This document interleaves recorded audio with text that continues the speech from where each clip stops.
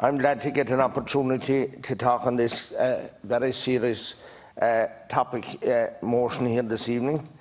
And as I've already stated several times, this is a proposal. It says something about national oil reserves or whatever, but what this is about, this motion, is raising carbon tax, increasing the amount of money that the ordinary motorist, the ordinary punter will have to pay, the farmer will have to pay more, hauliers, you name it, bus drivers, bus operators, all those sectors. And they'll have to pay a sum for what is what I deem it to be, to put a new shiny bus fleet, electric bus fleet in Dublin.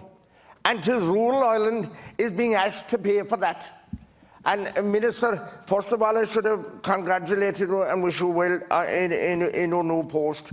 And but however, I'm not supporter. I will not be voting for this motion tomorrow evening, and I will be voting against it. When you hear of silly things like people trying to, we'll say, come up to the mark with to obey the rules that are going to pertain, and you have people trying to make electric excavators. And the facts are they have made them already, but they have to charge them with diesel generators all night. So, I mean, it is absolutely ridiculous what's going on.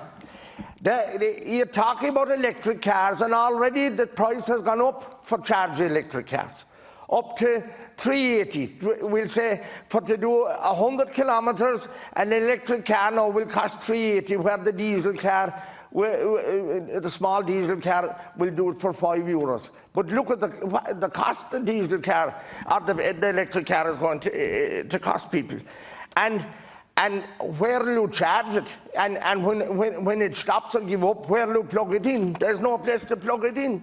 And you see, all these things are going to cost the people in rural Ireland, because you can't get anywhere in rural Ireland without a car or without a jeep, the farmers, and you can't do anything without a tractor.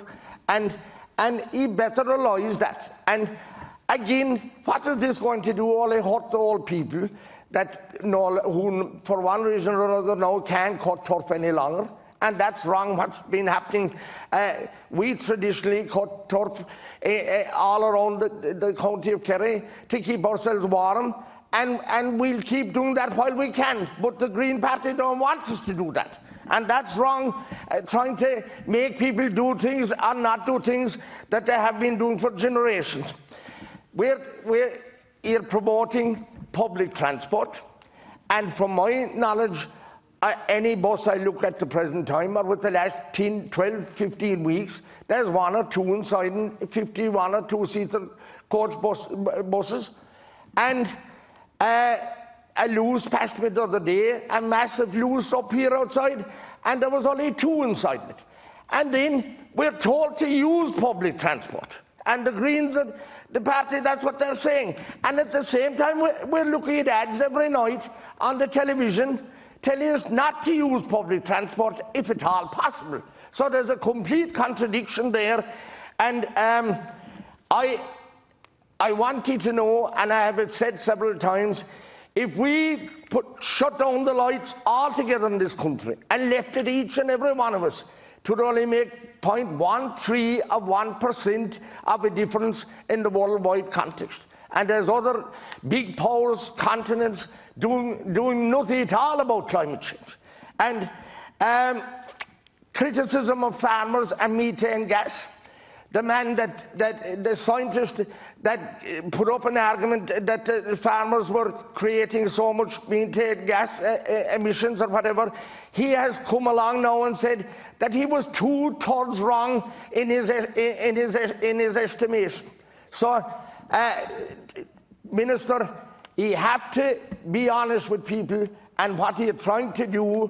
And when I think of people ringing me from around the country tonight, and even Kerry and Donegal, as far away as Donegal, about the problems that we have in rural Ireland, and where rural pubs are being denied to open their doors, while they're wide open here in Dublin, 2/3 of them.